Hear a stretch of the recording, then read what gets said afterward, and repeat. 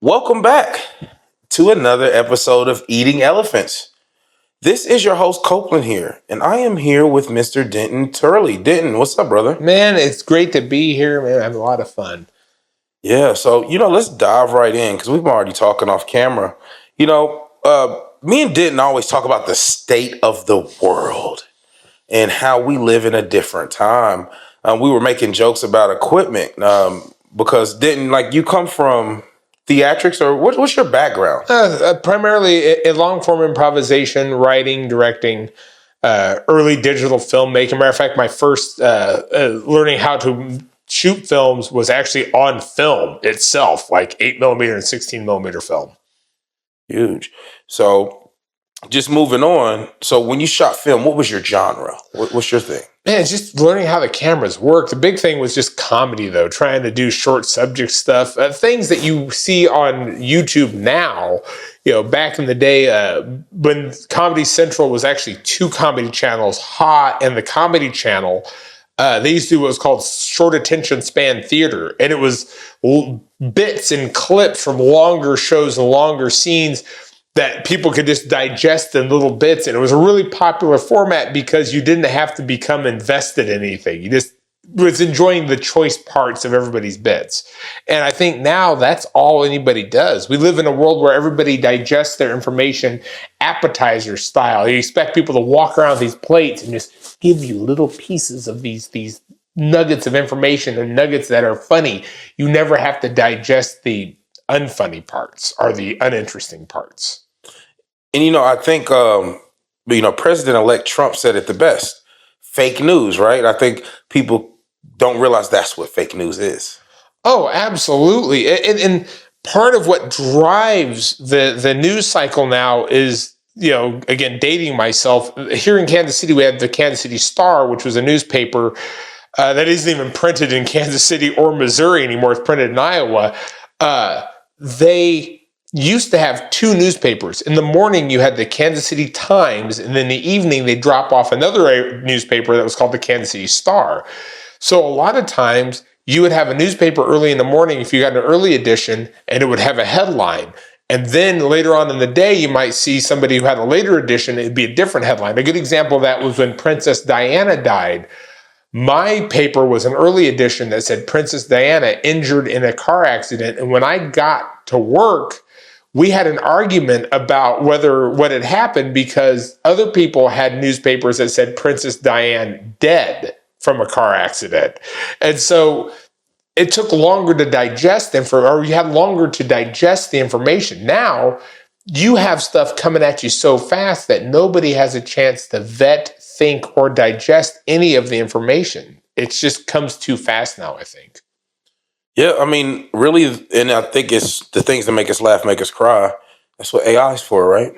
Absolutely. And with AI, man, it is unreal. You can't, before it was hard to tell what was real. The old joke about how we used to rely on the newsman to tell you what happened. And now when the news people tell us something, we have to decide if anything actually happened, whether it's real or not.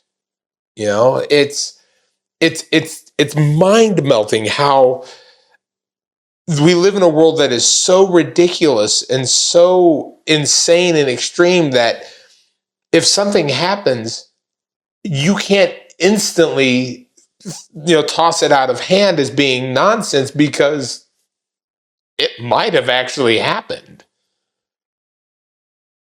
The global reach. And it's just, like thinking about Holocaust deniers. This is an event, this massive historically documented event.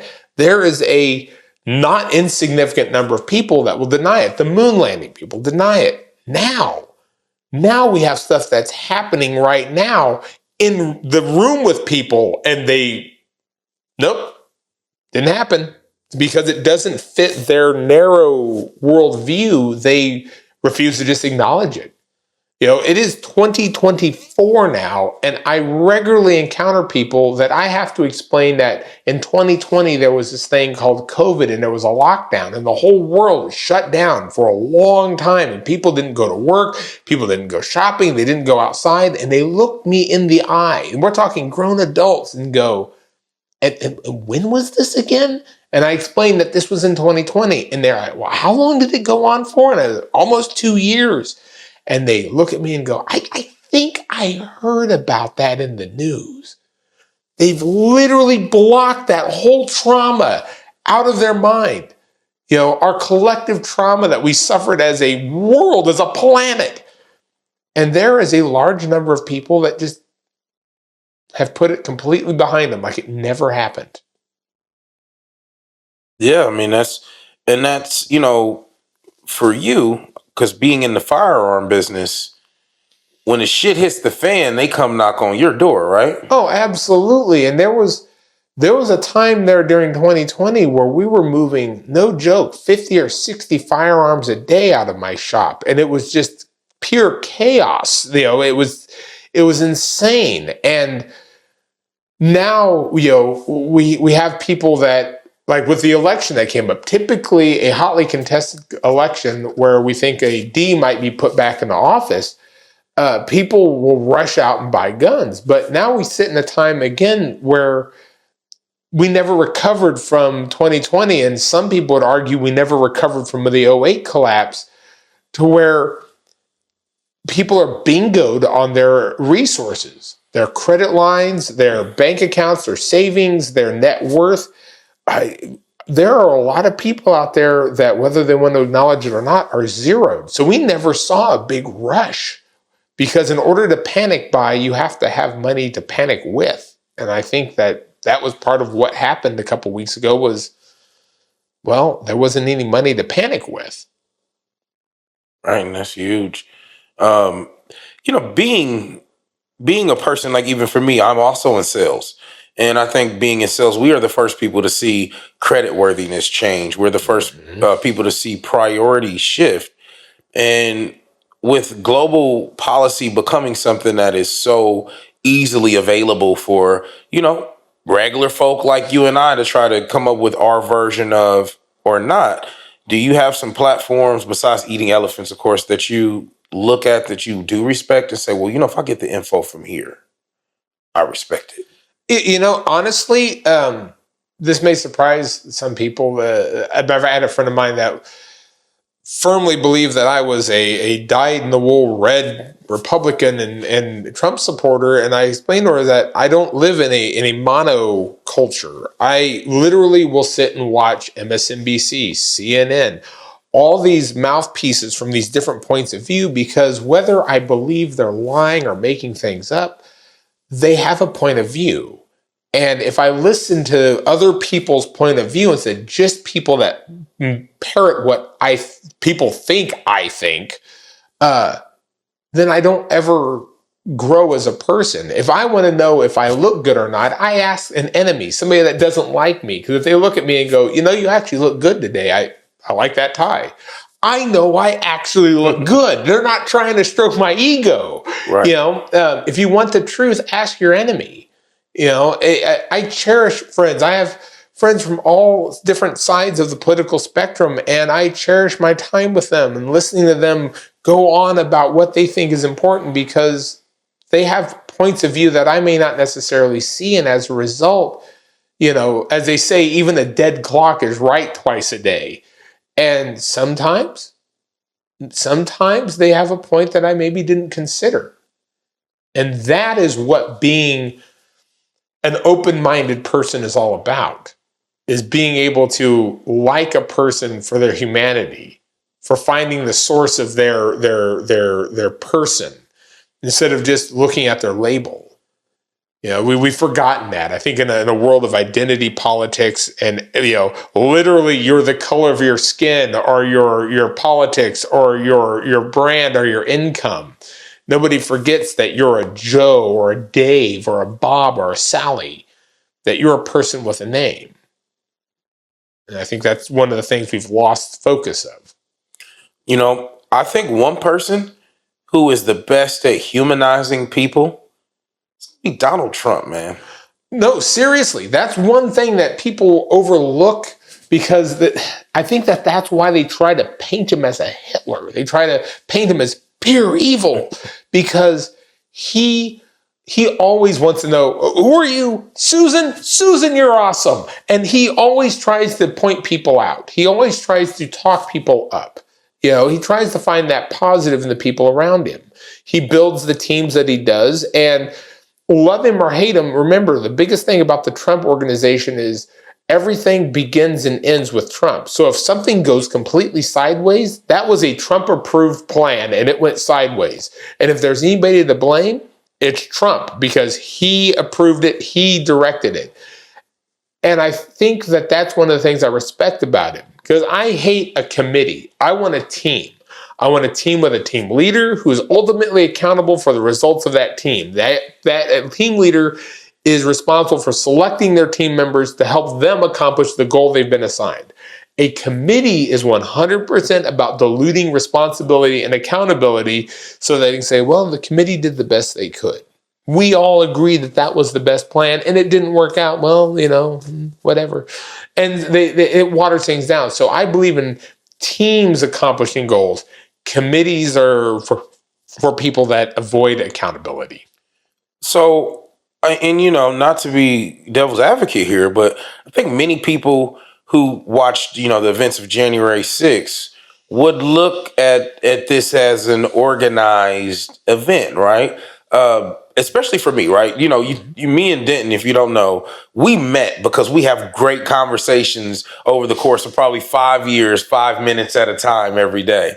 And, for my demographic, and I look at people like Trump, when something that well organized, the only reason why he's probably not going to go to jail over it with January 6th is because he didn't make any money, right? It was not a profitable event. Right. It was many things. Profitable was not one of them. He didn't make it, and that's why I think the racketeering and some of those things didn't happen. But would you consider Trump, and I want to use the right word, people who support Trump, or I wouldn't say fans, but Trump supporters, would you consider them a committee or a mob or some of these other synonyms that I've heard people call people who, follow Donald Trump? And there's another shade of the Trump machine. So the back half, the darker side of the Trump organization and Trump as a person is that Trump is an egomaniac. Literally, we wouldn't be here with Trump elect if the left had just never mentioned Trump's name again. After the election in 2020, if they just never said the word, we're going to make an agreement. We're never going to say the words Donald Trump ever again. He would have withered away and not had any power. And these people fed back into it, which the January 6th thing really was sort of impetus to that, because that was completely a Trump thing. Trump let his ego get in the way. He went out, he ran off at the mouth, which both sides agree Trump runs his mouth too much, and he ran off at the mouth, and the people that day, well, mob mentality. There's an old saying that says, none of us is as dumb as all of us. And when you got everybody in the one room and you let him shake the ant farm, that day was not going to end well. People forget the security staff at the Capitol shot a woman in the face, shot her straight in the face on camera. Nobody remembers her name. Nobody felt bad for her or the guy that shot her. This poor man who had to make a judgment call to discharge a firearm into a stranger's face, who wasn't being given any information, any guidance in a total chaotic situation. We can't appreciate the miracle that January 6th didn't turn into a Kent State-style massacre. That you didn't have a bunch of hotheads overreacting and firing blindly into a crowd who, in their minds, were protesting an injustice. The fact that one person got shot, that is huge. The fact that it turned more into a circus than a day of death, man, that's the bullet America dodged on that day. And that woman's death and that man or woman who did the shooting who has to live with that for the rest of their lives, both the federal government and Donald Trump are responsible for that. And nobody will ever call them up and say, I'm sorry. They will never have the answers, the closure they need, the family that was ruined, you know? And that was the January 6th tragedy. I think that gets completely just overlooked. That when that's a humanity situation, that's the human element. When you snuff out a human being. So with that being said, does Trump pardon all of the participants? Oh, I think he will. I think that's a game move that he has to do at this point to maintain his credibility with his base. And honestly, I think a majority of Americans at this point just have moved on from January 6th. Because you got to remember, when January 6th happened, we were still in the middle of COVID rebuilding. It was chaos. Everybody just wants to move on with their lives. They want to have jobs again. They want to start building a future. They want to see that there might be a future to build. You know, they don't want to have to go buy a car at 30% interest or pay as much for that car as that their parents or younger members of their generation paid for a house. You know, they want to feel that there's possible. They want the opportunity to succeed and fail instead of just fail. You know, and again, I think that's part of what happened. You know, the results of resulted in the election results.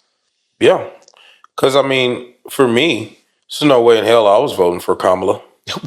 Right. I didn't get a primary to make her the choice. No, absolutely. You know, we were watching videos from 2016, and I said, so let's look at the mirror of 2016. After Obama and Hillary in 2008 had gone to war with each other, it left the Democrat National Committee just completely broken. They were broke. They didn't have any money. They had lost all the energy for that victory for Obama.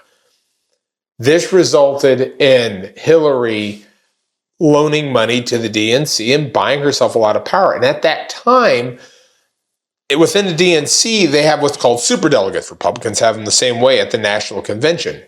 The problem was with the way that the DNC was set up at that time, superdelegates outnumbered the delegates. So if every single delegate selected A, the superdelegates could vote B, and B would be the answer. The Democrat Party, the party of the people, the game was rigged. And so what happened is you had two parallel universes. One of them had a candidate that should have been Bernie Sanders, but Hillary had dictated she was going to be the candidate. And so despite what the delegates wanted, she becomes candidate. On the other side of the mirror, you have Trump, who the establishment in the Republican Party did not want to be candidate. They turn around, and the next thing you know, the delegates vote Trump to be the president. And at the end of the day, he becomes the candidate because that's what the Republican Party members, the actual body, wanted. And that resulted in their failure. And we flash forward to 2024, you have a candidate that the people didn't want, and you had a candidate that offered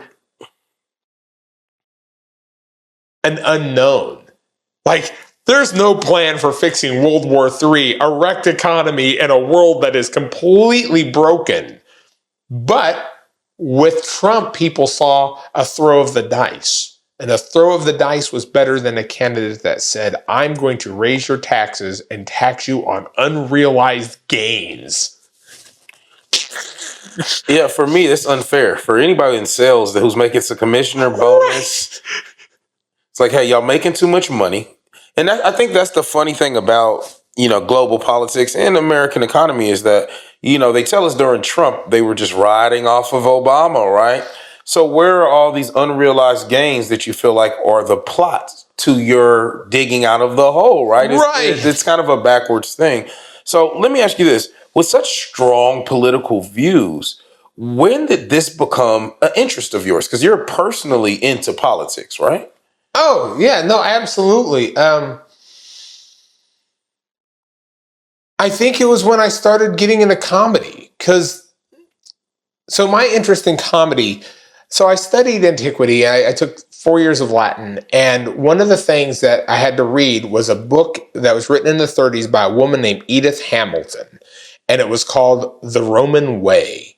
And the bigger point of the book, studying Roman culture, was that she said, if you want to know a culture, study their comedy. Because if you study their comedy, you're going to suss out more truth about their culture than you would anywhere else in their writings. Because their comedy often is unfiltered points of view. It's speaking to the things we don't talk about. If you look at comedy, especially in the 80s and 90s, there was a lot of racism, that people made these racist jokes that are just kind of tongue-in-cheek, wink, wink, but it was funny because everybody knew that that's how it was.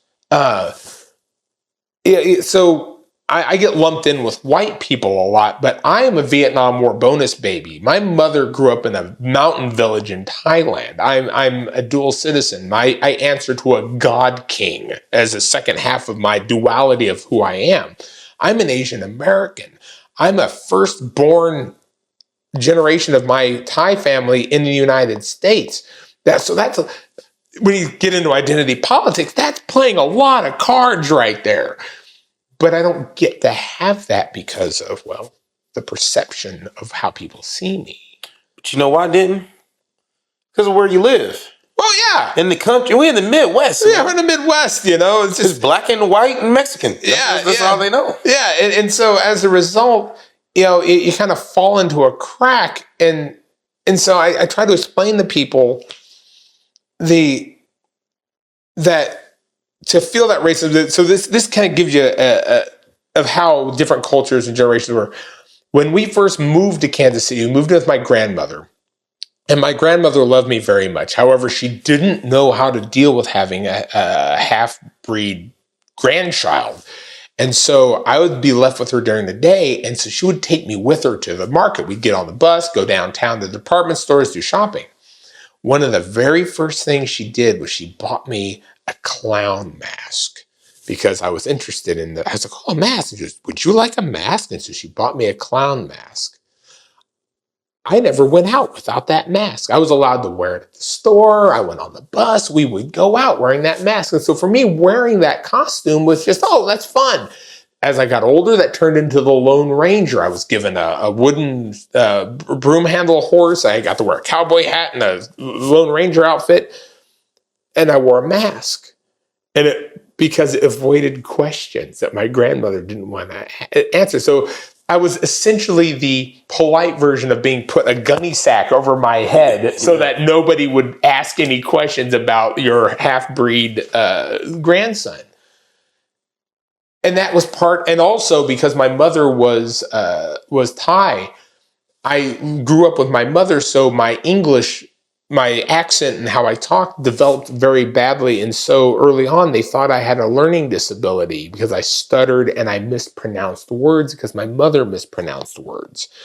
And so I had to go to special classes to work to convince them that I wasn't special needs and that I could be put in the general population. But that was all because of perception. So I've spent my life trying not to look at what's on the outside, but try to see people for their potential, for what they want, for what the power that's inside of them. Because I would rather have somebody who's only capable of accomplishing 70% of what I need, but is going to give me all 70%, than somebody who's capable of giving me 100%, but only gives me 10%. Because that person's not trying. And so I see people all the time in society, trying to accomplish things and get where they want to be, and there's no fire in them. They aren't trying. They think they are. They think they're fighting for what they believe in, but they're really just being puppets. They're drones. They're NPCs, as the right would call them. And they're right. It's terrifying. Ask somebody, who are you? What do you believe? And watch them suddenly try to dance around the subject. If you hold them to it, if you go, no, are you a coward?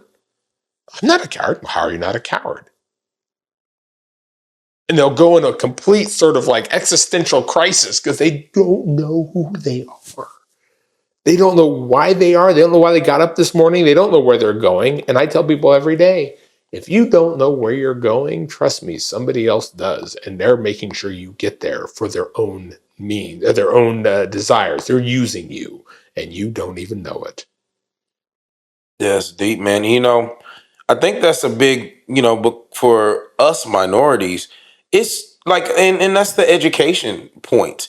When we're talking about how Donald Trump wants to change education, I mean, everything you said in a polite way for some of my listeners who, maybe can't read between the lines, it's all about the education that we have. And it teaches us not only nationality, but cultural pride, right? And through cultural pride, I think sometimes doing the right thing is a little easier, and sometimes maybe doing the wrong things, right? In the case of mom, just avoiding the questions. Maybe she's doing the right things. Growing up 50 years ago is a different world, right? And the melting pot that we live in nowadays, where even things like body dysmorphia is a complete, the world that we live in, there were a lot more pronounced body types based on where people were from, where now everybody's got the big booty, right? And that's kind of, where we're at as a culture, as a melting pot. Yeah, no, and it's hard to live in a world where, I saw a sticker that said cancel culture, all of it. They're not wrong. However, at the same time, we have to have standards. We have to draw lines. And they may not be comfortable lines. Like, let's look at from a Judeo-Christian point of view. Some people are going to go to hell. It's going to happen, and it's through their own choice, and it's a consequence. And I can't do anything to change their fate. Now, there are people out there that are lost, that are looking for direction, and somebody's going to influence them. Somebody can be that role model. Somebody can be that hand up, not a hand out, and start them down a path. But there are got to be consequences, because if everybody runs around just willy-nilly doing whatever they want, then nothing's going to get done. Okay, so here's a good example of that. Part of 2020, everybody went home to work. People vacated offices. We couldn't have people at offices. So suddenly it became clear that a lot of people could do their jobs effectively, or even more effectively, from home. And you know what threatens that? Or you know what gets threatened by that? The management class. The people who are managers, and it doesn't matter whether they manage a Jiffy Lube or manage a library, they're eligible to be a manager of people at any number of jobs. Because why? They're a member of the managers class, the nouveau officers class, the better people, the people with last names on their name tags. And when you don't have people to manage, you don't need managers. And now these people that have no marketable skills other than they're just a member of management, they got to go away. So now they're forcing these people to come back to the office so that you can have somebody to manage. I mean, without slaves, nobody needs a slave driver. And when you have a large number of college graduates that are essentially people who are taught to speak Spanish, which I never learned Spanish because I told a teacher one time, because I don't want to be a slave driver and take advantage of people. People who oversee a lot of Hispanic workers, they're not actually working. They just are the one guy that speaks Spanish in the office and can help drive this class of people that's being taken advantage of. Well, That applies to white people and black people and Asian people who have menial jobs. Well, if there's nobody around in an office to manage, well, then it means you don't need people to clean the trash up or vacuum the floors. And so there's just this fallout, a collapse of an entire part of our society that is held up by the fact that you need people to come into an office for no reason. And so you're seeing the death of an entire industry that nobody knew existed. This entire ecosystem of money making and jobs that people took for granted, that now we have giant office buildings that are completely empty and aren't producing any tax revenue. If nobody is in these giant buildings running the power, well, the city doesn't have a need to sell them electricity, which means the utility is not making money off of it, which means the taxes for using that utility isn't. So it all collapses. So the only answer is force them to come back to work in the office for no reason. It's the dumbest thing ever. It's watching the do-nothing machine panicking because the do-nothing machine stopped working. I mean, what are we supposed to do as a society with that kind of information? I mean, what does that create for the people who are being called back into the office who now know they've tasted of the tree of truth and the fruit from the forbidden fruit of that? You're right. You didn't have to get up at 8 a.m. and go into the office and wash your clothes, that you could actually do this job stark naked, eating Cheerios all day. Right. T-Mobile, this is Sean. How are you doing? Right. It's a call center. If you have sufficiently set up goals for your people and you have hired the right people, you should be able to just turn your back and go away and come back, and it's just going. It's just happening. Because why? Everybody knows what they're supposed to do. We're all grown-ups. You talked about, so this is a big one, the Donald Trump disbanding the Department of Education, which I completely agree with because this is all handled on a state level. If a state wants to set low standards and produce low education people, don't move to that state, because then everybody's going to know in a hurry that that's not the state you want to raise your kids in. In the event of the public education, people don't get that the model that we have for public education. I want you to think about this for a minute. So early 1900s, people are rural. They're living on farms. They're learning how to do things. Nobody's in the cities. And then all of a sudden you have this big mechanization happen. People are moving into the cities and are working in those offices, in those jobs that we were just talking about.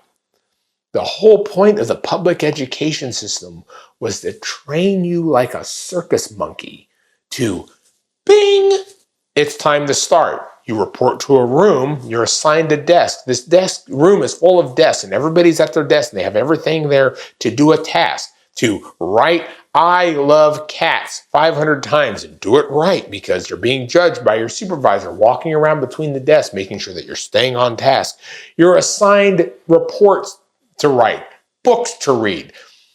Whether you read the book or not, and some people realize, I've read this book 3 times during my entire education. If you ever studied William Shakespeare, you read the same 4 plays 100 times over your entire high school career and your middle school career, because it wasn't about what you were doing. It was the fact that you were being trained and conditioned to get an arbitrary deadline with an arbitrary task without understanding really why you're doing it, and then trying to do it to the best of your ability so that you will get a peanut. And that's what society in the public education system designed us all to do. And the moment when you get out into the real world, many people go to the room with the desk and they get their peanut, and that's what they do. Those are the drones, your corporate drones that don't know why they do their job. They have some vague concept of where they fit into the bigger machine, but they're just there to do a task with deadlines being thrown at them, often arbitrary.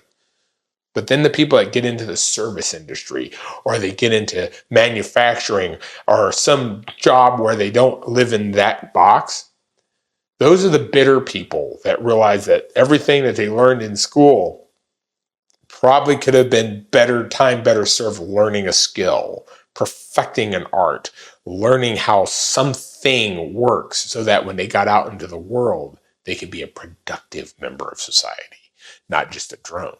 And I think right now in the world we live in, we're starting to see those really start to butt heads. And the next 4 years, we're going to see how that plays out. Because right now, we don't have any production happening. We don't have anybody in offices doing anything. And nobody's being productive. It can't go on like that. That's not how the world works. That's not how money works. That's not how globalization works. And now, with it all being full stop, I'm kind of excited to see what emerges from it. Because whatever it is going to be better than whatever this is. Yeah, I think and it's a lot to digest there, man, because of simply when you're dealing with, like we talked about global politics, and we talked about just the way things are. You describe yourself as a military brat and a bonus baby. So basically, if my listeners don't understand what that means, basically his father was in the military, and when he was conceived, and he, even though because you're never in a branch of the military, right? No. I was born at Hill Air Force Base, Utah, and I went to military school, and I was going to be in the military, and then the Cold War ended. So with that being said, for someone like you, basically you were in the military, so to speak. You were raised that way. So in politics yourself, with your own, because I know you've done some things in Topeka and a couple other places, what party do you identify as, or do you do party politics? I think that party politics do have a point. You have to be part of a team, and you can be part of a small team, but you do have to be part of a team, because if you're not, if you're all alone out there trying to make changes, you're no different than an anarchist. And anarchists do make changes. A small group of anarchists in Croatia in the early 1900s kicked off a series of events that killed millions in World War I. One person who has a misguided idea that thinks they're going to make change all by themselves usually does something that everybody else has to clean up.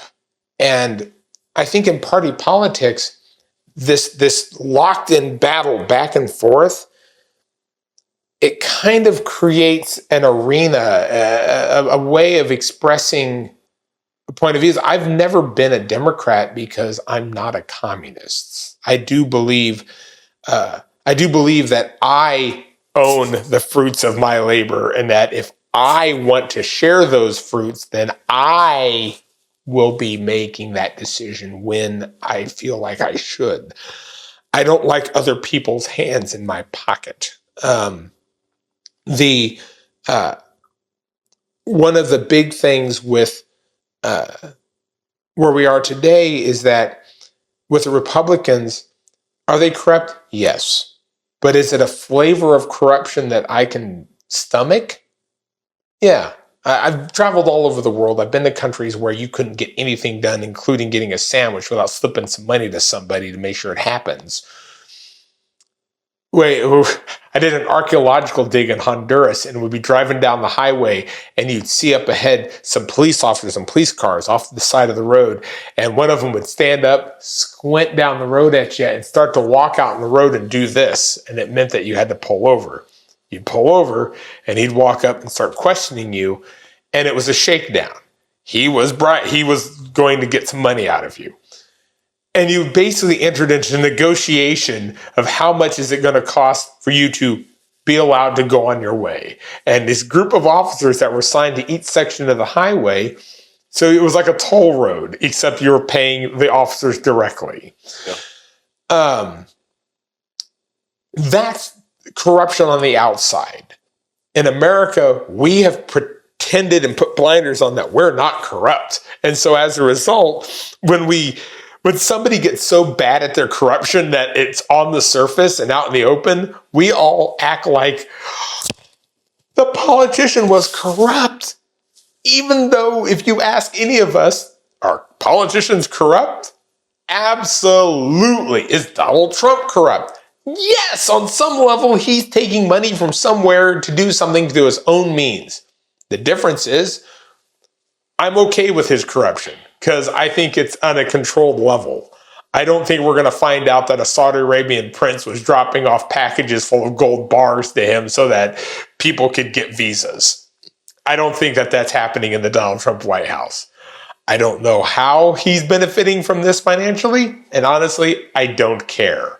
I just feel that we as a people need to be more honest with how corruption works and how it can be used to get better results. So let me ask you this. So what does it mean for you to be a free man in today's world? Like, how do you think freedom can be better understood or appreciated by younger generations? Look at my mouth. No. Learn how to say no. I don't wanna. There's a fantastic movie called Seven Psychopaths. And at one point, Christopher Walken is walking out of the desert, and these guys that are looking for him spot him, and they jump out of their cars and they pull out their guns, and they run up on him and said, "Freeze, put your hands up." And he turns and looks at him and goes, "No." The guy goes, "What do you mean no? I have a gun." He goes, "So? I don't care." And this guy is just completely baffled that he's not getting the results that he wants by threatening violence. And I think that's why my favorite brand of freedom is civil disobedience. Walk on the grass. Litter. Do little things. Do a little something that just says, I'm not participating. When the COVID thing broke out, once the panic had kind of subsided, the question was, well, who was actually enforcing these rules? And for us in Johnson County, Kansas, and Overland Park was the fire department. And I went, the fire department doesn't have enough resources to handle enforcing mask rules. They're doing everything they can to put out fires. Then I thought about it. I said, so what's the actual consequence? I just stopped wearing the mask. Oh, there will be consequences. Yeah, no, specifics. I want to hear specifics. I want to know, is there going to be a fine? And if there's a fine, how much is it? Maybe I'll just pay you the $10. I don't want to wear a mask. I don't want to participate. And they can never come up with the answers. That's why in Mission, Kansas, there's a restaurant called Don Cholitos. It was a Mexican place. The owner of Don Cholitos said, I'm not going to make anybody wear a mask. If you want to wear a mask, you can. If my employees want to wear a mask, they can. If they don't want to, I'm not going to make them. And the state kept coming down on him. You better, there are going to be consequences. And he flat out refused the entire time. People started going to his restaurant just to support him in his battle against this juggernaut of boogeyman syndrome. And you know what? He never got a fine, not a single ticket. His restaurant wasn't shut down. He was never forced to close because it turns out people don't question the authority. They don't say, I am not part of your system. I sometimes will agree with your system and I will participate because it suits me. But the moment it stops suiting me, I'm no longer going to participate. And that's what it is to be a free person, to sometimes say no, to be that one person at the Hitler rally where everybody's standing up giving the Hitler salute with your arms across your chest, sitting there knowing that you are going to probably lose your job, your family, and be ushered off because you will not be bullied into doing anything. And speaking of masks, and remember the COVID shots? Yeah. Remember the whole idea of, you can't make me get a COVID shot because it's my body, my choice. And suddenly when it's abortion, it's my body, my choice. But what about when I didn't want to get a shot, but I had to because consequences? You won't be allowed to fly on an airplane. You won't be allowed to visit other countries. You won't be allowed to go to work if you don't get the shot. It's socially responsible. And I think a lot of people we're already aligned in America to where if some places, if with certain thinking, none of us got vaxxed, right? Or all of us got vaxxed. It was all or nothing with the vaccine. It was a wild time to be alive. My mother-in-law was really worried about the whole vax thing, and I waited, and I said, you know what? If it makes my mother-in-law happy, that's why I am going to choose to do it. It was to keep the peace in my household and my family. Because if the state was making me do it, absolutely not. They couldn't have tied me up and made me take it. But I thought, for my family, okay, keep peace. So I go and do it. I walk up to the pharmacy and I leaned in and I said, I would like to get the COVID vaccine. And she asked me a question that millions of Americans were asked. What vaccine would you like to have? And I went, which one has the highest chance of a class action lawsuit? And she kind of looked at me and blinked. And I said, come on, you have your suspicions. And she kind of looked around. Pfizer. And I went, give me the Pfizer one. Because I figured if I'm going to play this lottery, I was going to put my money on a horse. And my horse was Pfizer. All my shots were Pfizer. And so just the wave later on down the road, there's a big class action lawsuit. Yep, Pfizer wins. I got it. And that's kind of a messed up thing because, for a lot of people, just throughout history of no matter what culture you are in, right? Having your own views or dare I gather, being able to do the math, sometimes can disenfranchise you. And let me ask you, so what advice would you give someone right now who feels lost or disenfranchised with the current political or social system that we've been talking about? Turn off your phone. Quit watching. So I haven't owned a television, like a legitimate television, broadcast TV or cable or anything, since 2003. Turn off the idiot box. That's what my generation called it, the boob tube.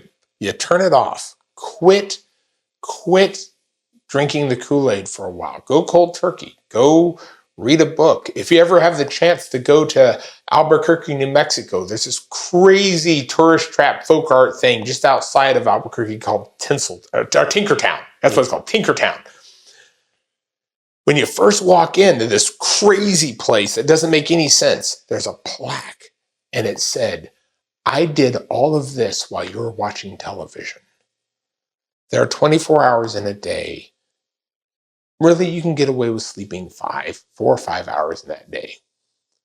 That leaves you 19 to 20 hours a day to do something productive.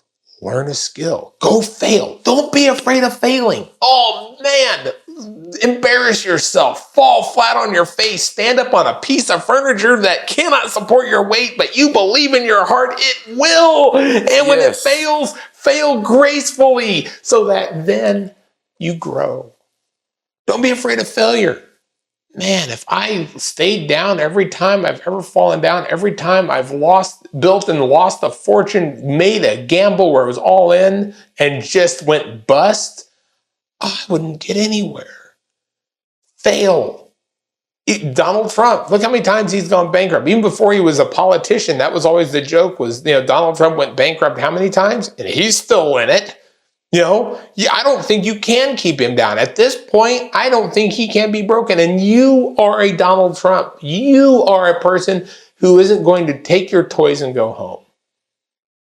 If you're going to lose a battle, well, then you make the bastard pay for every inch and you play that until the clock runs out and you make them work. The moment you give up, throw your toys down and let them walk away with it, well, that's where you shortchange yourself. Do it. Fight until the end. Being in a losing battle, there's glory in that. That's the British. They're famous for it. Just stick it out. The cavalry never came. Look at Little Bighorn. That's a good example of taking a failure, an epic failure, and we still won. And a vast majority of conflicts ended like that with the Indians out west. It was just a matter of we kept wearing them down, and that's what it's about. Is that your defeats can eventually end up being a major victory. You just have to keep showing up, and just don't give up. Be yourself, whatever that is. as a libertarian, I honestly don't care if you want to dress up as a fox and make everybody treat you like a fox. Fine, just don't make me buy your costume, but live with the consequences of that. So, identifying as a libertarian, for my listeners who are, at this point, we are most of the minorities. What is a libertarian for dummies? You can do whatever you want, just don't make me pay for it or have to like it. If I don't have to clean up your mess, if I don't have to pay for it, knock yourself out. I personally am not a huge fan of marijuana because I'm kind of allergic to it. However, if you want to go home and get stoned, fine, whatever. But do you want me to pay for your weed? No, that's not going to happen. No more than I want you to buy my vodka, or I want you to pay for anything that I have. And if I buy it, it's mine. A libertarian doesn't believe in licensing because licensing is the government stealing a right from you and then renting it back to you. A fishing license. You mean so I have to pay you a fee so I can go do an activity that should be free? What? A driver's license. You should at some point in your life prove that you can drive. And sure, pay that initial fee for your first driver's license. But all driver's licenses should be lifetime driver's licenses unless you do something to get it revoked. Renewing a driver's license? Why? Why do we do this? Libertarians don't believe in that. So basically, being a libertarian is a big responsibility. You own it. You own it, yeah. So let me ask you this. As a libertarian, do you see the ideal of things like, let's say, government intervention more as a hindrance, or do you see it as a necessary evil in certain situations? The problem with government intervention is the government won't own what they've done. Look at Kansas City, Missouri. Kansas City, Missouri had a real problem. There was segregation. There was blatant racism. There was a two-class system going on. And a judge decided that the running of the school district would be taken away and a social experiment would be implemented. And it was a good idea, done with the best of intentions. As they say, what could possibly go wrong? And what happened was they desegregated the school district, but then started pouring a lot of money into it. And a lot of that money wasn't being accounted for, and there wasn't expected results for programs. It was just, let's throw everything against the wall and see what works. And as a result, you ended up with a couple of decades of chaos. You had graduation rates plummet. You had people who had children and were raising them flee to the neighboring bedroom communities where there were smaller school districts because they knew their kids were going to get a real education and not a weird experimental education. It was a complete unmitigated disaster, and nobody really wants to talk about the why Kansas City is the way it is, and it's because, well, it had a brain drain, it lost a lot of sophistication, and just started to collapse. They had urban blight. Whole neighborhoods in Kansas City just went completely feral. And once that gets bad enough, you end up with a syndrome that I like to refer to as white people to the rescue. Meaning that I'm going to come into your neighborhood with my nice car, and we're going to build a nice building, and we're all going to live there. And somehow the locals are going to look at this and go, oh, that's how we were supposed to do it. And suddenly start changing their habits. Not trying to reform the education system, not trying to fix the brokenness of the whole thing, but rather we're going to be an example. And we're going to do it. The very colonialism that they fight against, the imperialism of people showing up in a place and deciding they're going to show you how to do it right, suddenly became the left's sort of how are we going to do this? We're going to go in, we're going to clean up a neighborhood, we're going to build some new shopping centers, and we're going to put in some housing, and these people are going to move into the neighborhood, and they're going to start showing the neighbors, well, this is how you mow a lawn, and this is how you do it, and all of a sudden everybody's going to participate. That has never worked. It works for a while, and in some neighborhoods, enough other people move in that the people who live there move out, or they bulldoze the whole neighborhood and those people move somewhere else, and the new people, oh, the neighborhood got better. Well, yeah, that's because everybody that lived there, you moved somewhere else and you colonized it. That's why it's different. It wasn't that your system was successful. It was that you literally moved everybody away that lived there, pushed them out by raising their property taxes, bulldozing their homes, making it to where they couldn't be there. And the new people that moved in, well, they were the colonizers that you brought in to make it work. And that's not successful. I think that is the biggest proponent, I think, that you could even say about Trump and about Republicans taking over, is that people like grandma and grandpa who don't have that infrastructure to help them survive gentrification, because it used to be exclusive to minorities like Harlem, like and things like that. But now, as we've talked about, even with the hyper segregation of Kansas City, in your terms, white folks are getting gentrified and getting priced out of neighborhoods due to taxes, mainly older folks. But the boomers, I think the chapter of boomers in America is huge. The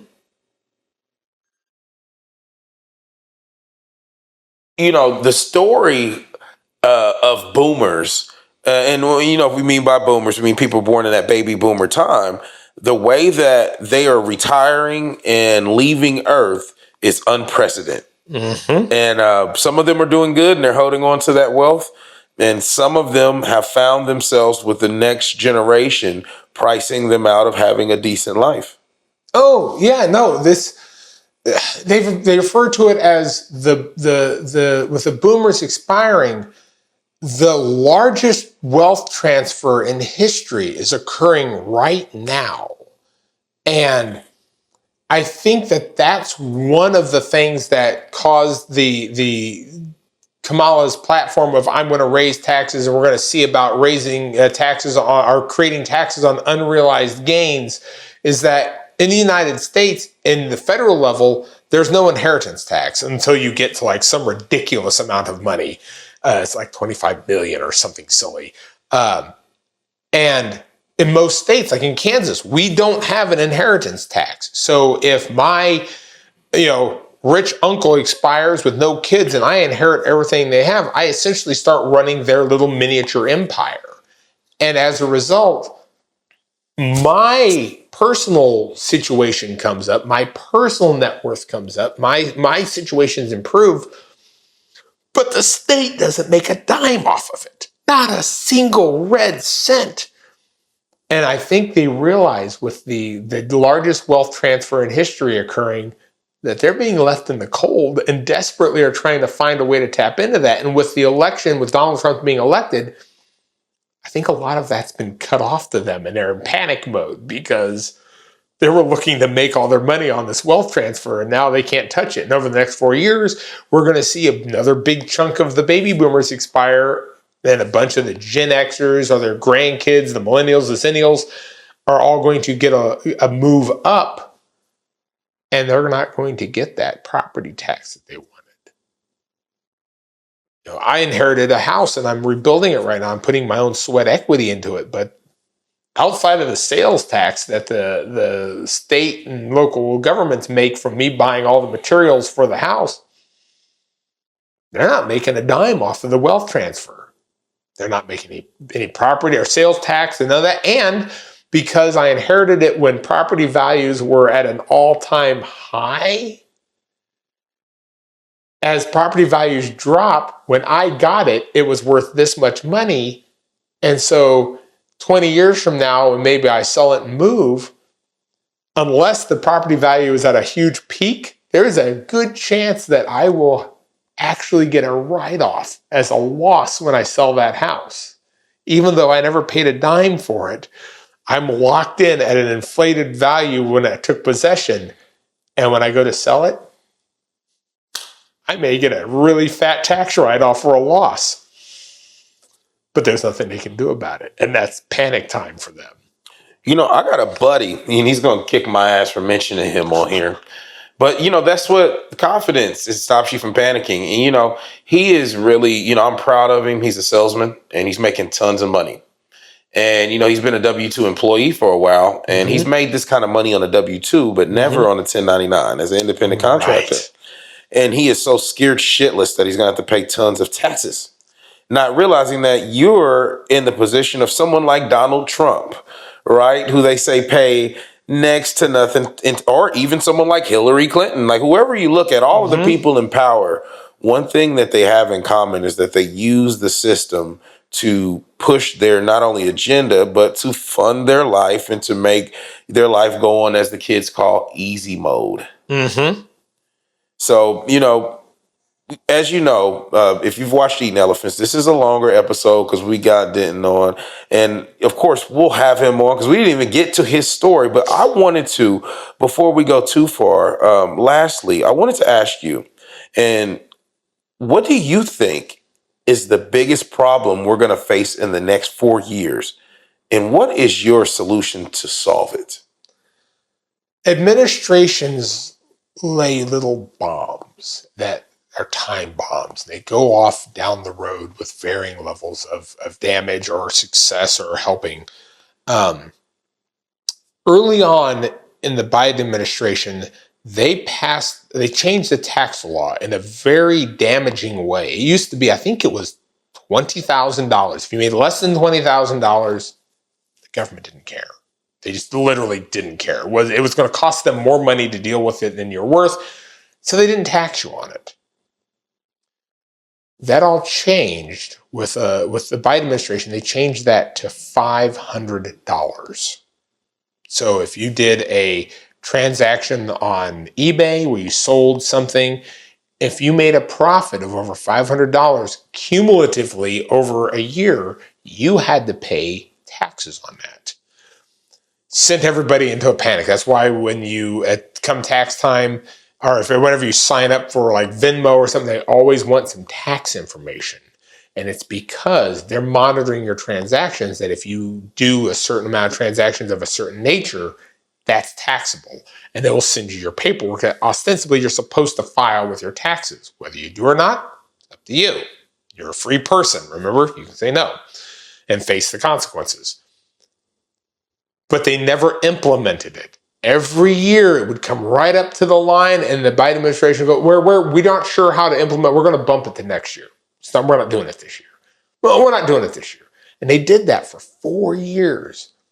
So there's this $500 limit where you're taxable, which goes back to the W-2 wage slave concept, is that I make my money at work, I pay my taxes. Over here on the weekends, I run a little booth at the swap-and shop, buying and selling, hustling some things. They're trying to get a hold of those dollars. And if you're not allowed to hustle on the side, you will never make it. And I would like to see them stop that bomb before that goes off.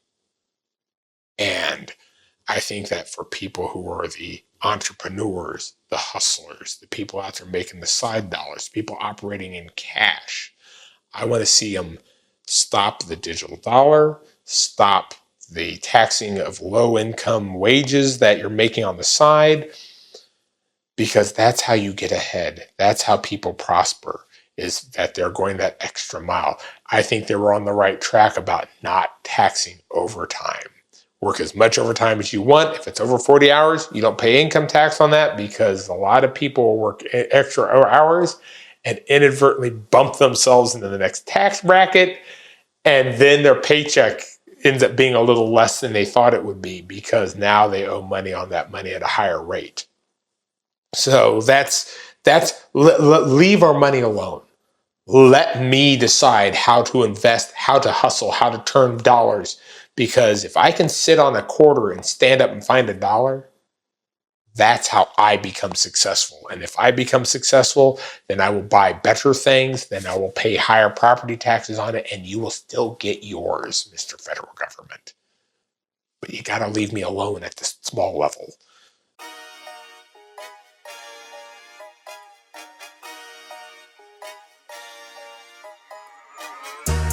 I heard that allegedly they don't agree or believe I am all that I say I am. Prohibit profanity, try not to lose all my sanity, swear every day I am. I honestly hope that I'm favored by God, and if not every day I go pray I am. I never put blame on nobody since pissing in potties, that's just been the way I am. Keep it 100 like cell phone chargers, maybe I'm too plugged in. Look at them sleeping, I'm letting them snore. I couldn't afford to be too tucked in. Had to wake up and go water my seeds. If I don't make the shot, I at least touch rim. Properly put down repellent and cut my grass, but a few snakes still snuck in. Just a pedestrian peddling penicillin through the pencil I'm writing with. I'm crafting a cure, but I gotta be pure and be sure not to make the indictment list. Fuck the legalities, be from this planet, go fuck up.